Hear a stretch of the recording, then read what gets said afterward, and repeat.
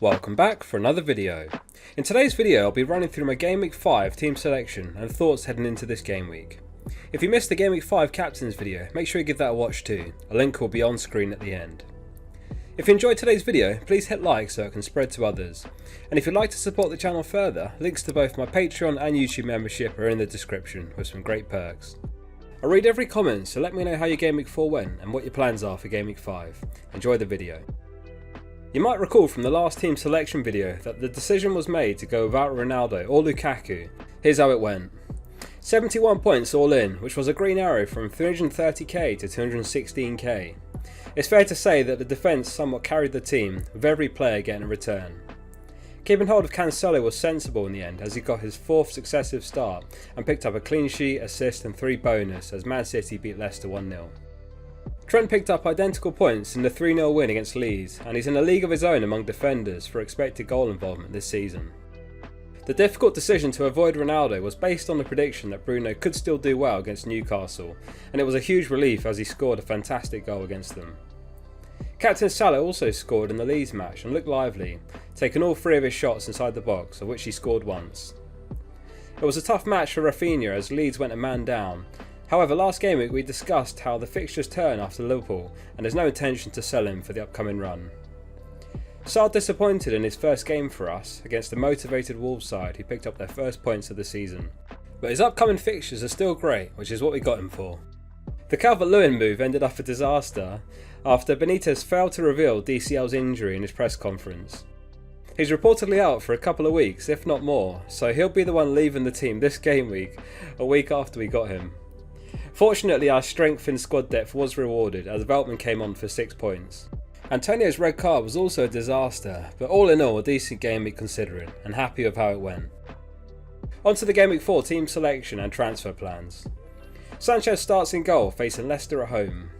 Leicester have had an average start to the season, picking up 6 points from a possible 12. That said, their underlying attacking stats have been well below average. Leicester are second bottom for expected goals over the opening 4 game weeks after Watford, with an XG of just 3.4. So there's some hope that Sanchez can pick up another clean sheet in Game Week 5. Sanchez is 17th for saves made this season, which is testament to Brighton's defence, but a negative in the sense of racking up save points. Trent has the very appealing Crystal Palace fixture at home. Trent's in a league of his own so far among defenders, with an expected goal involvement of 2.76. Trent's created 20 chances already, 8 more than any other defender. Liverpool are second for clean sheet odds. However, you don't buy Trent purely for his clean sheets, and we'll be hoping for his 3rd attacking return of the season. He's been so impressive so far that he gets the vice-captaincy. Speaking of goal involvement among defenders, Cancelo ranks 2nd at 1.6. Man City have kept 3 consecutive clean sheets and face Southampton at home for another very exciting fixture on paper, and are top for clean sheet odds.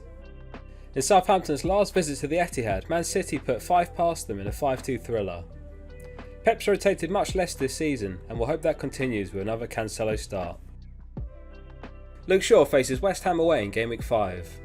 Solskjaer played a surprisingly strong lineup midweek against Young Boys, despite their 2-1 loss, which included Shaw, Bruno, Ronaldo and others on the team sheet.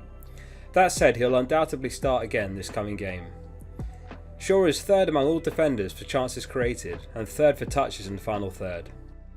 With Shaw also taking corners, it's only a matter of time until he finds a player like Ronaldo, Maguire, Varane etc. to bury a headed chance. Luke AYLING gets the nod over Veltman, facing a Newcastle side in dire form. Newcastle have picked up 1 point from their opening 4 games and are comfortably worst for expected goals conceded on 10.5. With Struijk picking up a red in Game Week 4 and Llorente going off injured, there is concern that we perhaps see AYLING playing centre back where he has done before, with Dallas dropping into right back. It's a position he has played before and would hinder his chances of any attacking return. New signing Sarr starts against Norwich away. Last season Watford beat Norwich both times they met in the league, albeit in tight matches. We'll hope that this continues and Sarr is involved.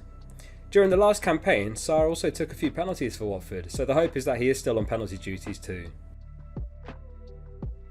Salah gets the armband for Game Week 5. He's in great form with 3 goals and 2 assists from his opening 4 games.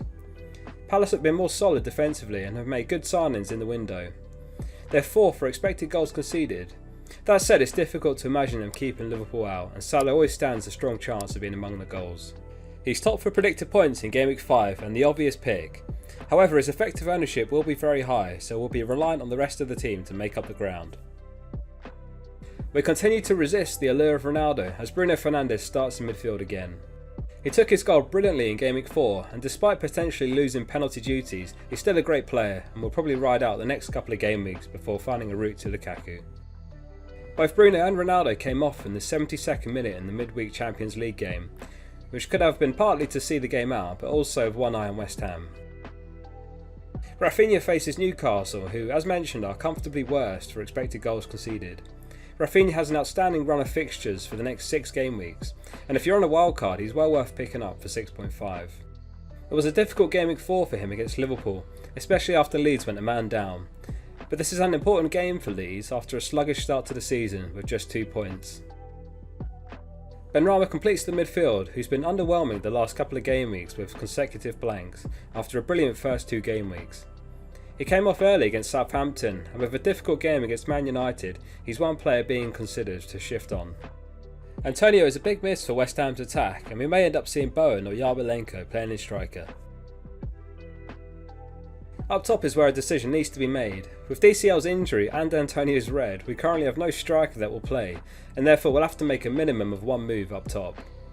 The preferred move is Calvert-Lewin to Bamford for the aforementioned run of fixtures for Leeds, where you'd back them to do better.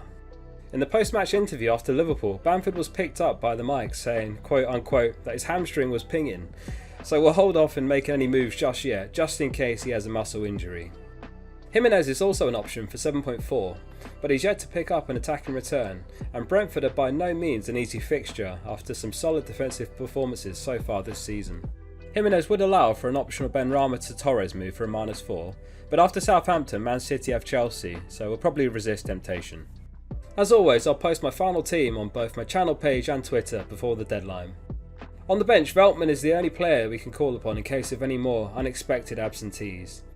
The plan is to keep hold of Antonio and unfortunately ride out his inevitable price drops, as the DCL move is a more pressing transfer. Let me know in the comments how your Game Week 4 went and what your plan is for Game Week 5. I read every comment, so if you enjoyed the video, let me know.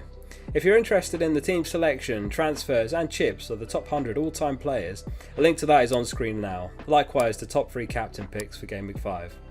Lastly, please remember to like the video and hit subscribe to support the channel.